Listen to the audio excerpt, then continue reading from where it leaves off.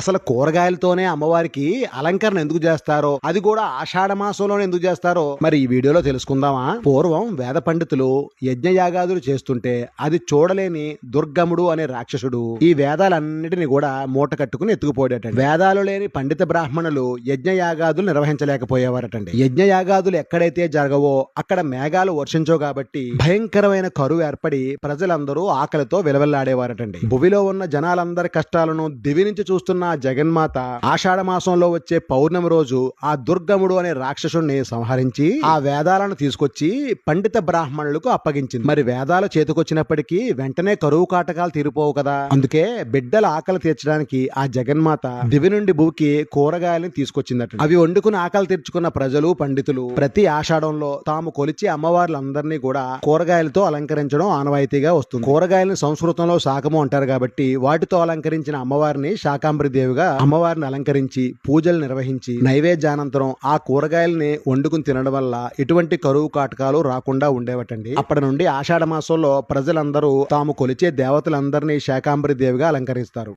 అసలు కూరగాయలతోనే అమ్మవారికి అలంకరణ ఎందుకు చేస్తారో, అది కూడా ఆషాఢ మాసంలోనే ఎందుకు చేస్తారో మరి ఈ వీడియోలో తెలుసుకుందామా. పూర్వం వేద పండితులు యజ్ఞయాగాదులు చేస్తుంటే అది చూడలేని దుర్గముడు అనే రాక్షసుడు ఈ